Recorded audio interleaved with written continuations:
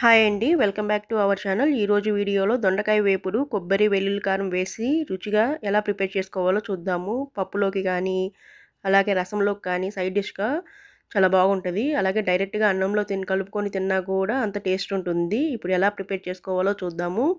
దీనికి గాను ముందుగా ఒక ప్యాన్లో ఆయిల్ వేసుకోవాలి. ఆయిల్ వేగిన తర్వాత తాలింపు గింజలు వేసుకోవాలి. తాలింపు గింజలు వేగిన తర్వాత ఒక పెద్ద సైజు ఆనియన్ని వేసుకోండి. అలాగే 2 పచ్చిమిర్చి చీలికలు కట్ చేసుకొని వేసుకోండి. 2 రెమ్మల కరివేపాకు కూడా వేసుకోవాలి. ఈ ఆనియన్స్ని కొంచెం వేగిన తర్వాత ఇందులోనే 2 ఎండుమిర్చి, పావు టేబుల్ స్పూన్ వరకు సాల్ట్ వేసుకోవాలి. ఈ ఆనియన్స్ లైట్గా ఫ్రై అయ్యేంత వరకు వేయించుకోవాలి.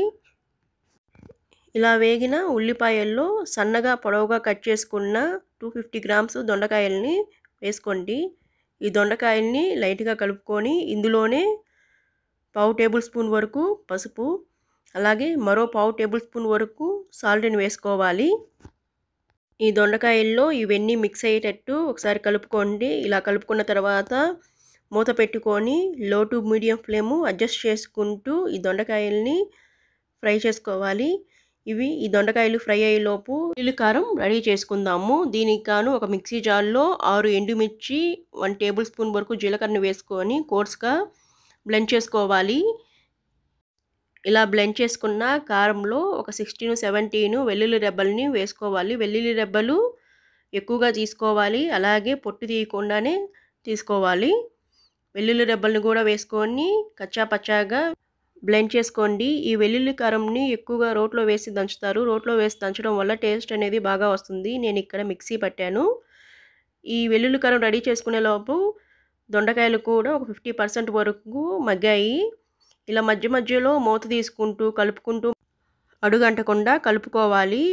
అడుగంటుతుంది అనుకున్నప్పుడు మధ్య మధ్యలో వాటర్ని కొంచెం కొంచెం స్ప్రింకిల్ చేసుకుంటూ చల్లుకుంటూ ఈ దొండకాయని వేయించుకోవచ్చు. అలాగే ఈ దొండకాయ వేగిందో లేదో కొంచెం నొక్కి చూస్తే అర్థమవుతుంది.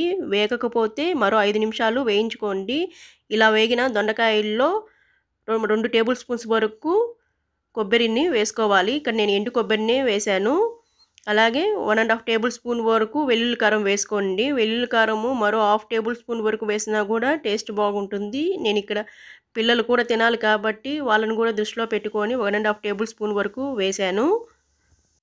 ఈ దొండకాయలకి కొబ్బరి వెల్లుల్లి కారం బాగా పట్టేటట్టు ఒకసారి బాగా మిక్స్ చేసుకోవాలి. ఇలా మిక్స్ చేసుకొని ఒక 2 నిమిషాలు లో ఫ్లేమ్లోనే ఫ్రై చేసుకోవాలి. ఇలా ఫ్రై చేసుకున్న తర్వాత 2 నిమిషాల తర్వాత ఫ్లేమ్ ఆఫ్ చేసుకోవాలి. ఒకసారి ఈ వేలో ట్రై చేయండి. ఎలా వచ్చిందో నాకు కామెంట్ బాక్స్లో కామెంట్ చేయండి. నా ఈ వీడియో కనుక నచ్చితే లైక్ చేయండి, షేర్ చేయండి.